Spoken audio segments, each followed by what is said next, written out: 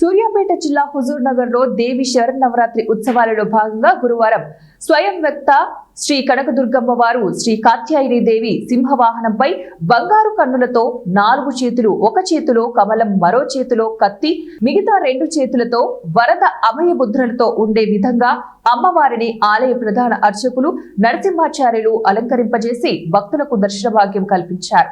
దర్శనం చేసుకున్న వారికి ధైర్యం, బలం, రక్షణ అమ్మవారు కల్పిస్తుందని తెలిపారు. సాయంకాల అర్చనలో వేద పండితులు పురుషోత్తం శర్మ, ఫల్గుణ శర్మ ప్రత్యేక పూజలు చేశారు. ఈ కార్యక్రమంలో కనకదుర్గ సేవా సమాజం సభ్యులు అన్నమయ్య, భజన మండలి సభ్యులు అనేక మంది పాల్గొన్నారు.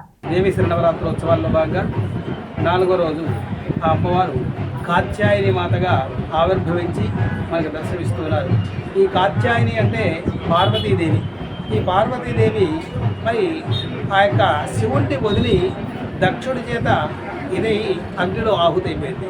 దానిలో భాగంగా అటువంటి సమయంలో శివుడి యొక్క జటాజూటం నుంచి చెమట బిందువులు రాలి కుజుడు వెళ్ళిపోతాడు. అంటే కుజుడు ఆవిర్భవించింది ఎక్కడయ్యా అంటే ఆ పార్వతి నయనాలతో సింహవాహనంపై కాత్యాయని దేవిగా భక్తులకు దర్శనమిచ్చారు.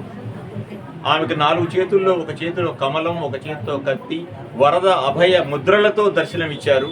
ఈరోజు అమ్మవారిని దర్శించుకుంటే ధైర్యము, బలము అవన్నీ కూడా సమృద్ధాయి. పరమేశ్వరుడు భక్తులకి ఎంతో ప్రీతివాడు. ఒక చెంబెడు నీళ్లు పోసి ఒక మారేడు దళం పెడితేనే అతను మన కోరికలన్నీ తీరుస్తాడు. ఆ విధంగానే పార్వతీదేవి కూడా పరమేశ్వరుణ్ణి పెళ్లి చేసుకోవాలని చెప్పి ఘోర తపస్సు చేసింది. దానికి ఆయన మెచ్చి